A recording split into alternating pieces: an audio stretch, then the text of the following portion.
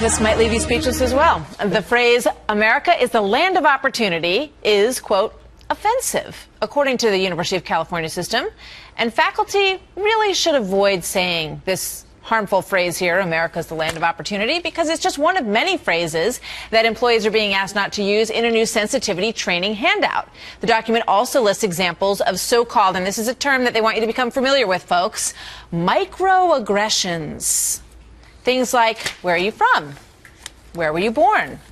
And quotes like, you speak English very well. It apparently sends the message that you are, quote, not a true American.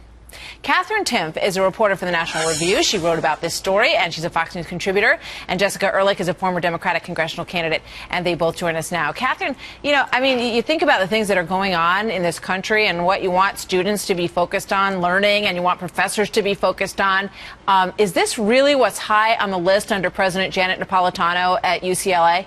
It is. But it shouldn't be, or they should at least make sure that what they're saying makes sense, because their whole point is saying America's a land of opportunity is the same as saying that race and gender don't play a role in success. But the thing is, you can say that lots of opportunities exist and that maybe they're easier for some than others to attain. Those are not mutually exclusive statements. So let's at least make sure what we're saying is logical. And yes, this shouldn't be the focus. It should be on preparing kids for the real world, which, by the way, nothing like this. Jessica, why on earth? I got to go back to the first example here. That little phrase, America is the land of opportunity. Who would find that to be offensive, do you think? Well, I'm not really sure. I can only think that it's a little bit out of context. I think what they're trying to do is give this sort of training. I mean, a lot of the other phrases that they, mention in there, specifically that you shouldn't say to women or Asian Americans or Latino Americans. I mean, it's very interesting. They're very finely parsing them. I mean, it's but I just want to, Jessica, just hold on, because maybe I just didn't give the full context. I just want to make sure. So, America, it says they instructed the professors in a handout, and this came out actually in 2013, right. And they've done seminars at 9 out of 10 of the California university system universities on this issue of microaggressions. It was handed out and instructed the professors to not say, quote, America is the land of opportunity, because that's a racist, sexist microaggression. Are they kidding me, Jessica?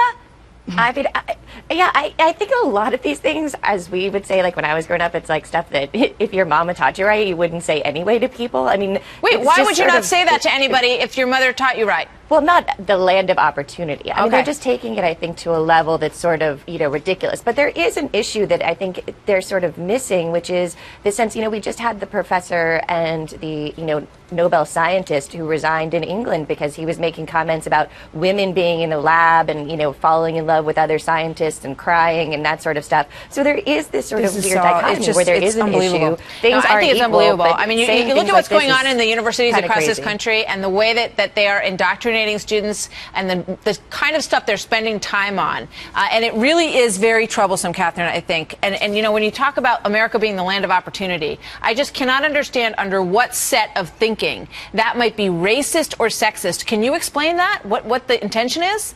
I can't. I think, well, first of all, it's not very popular on campuses to talk about how you love America.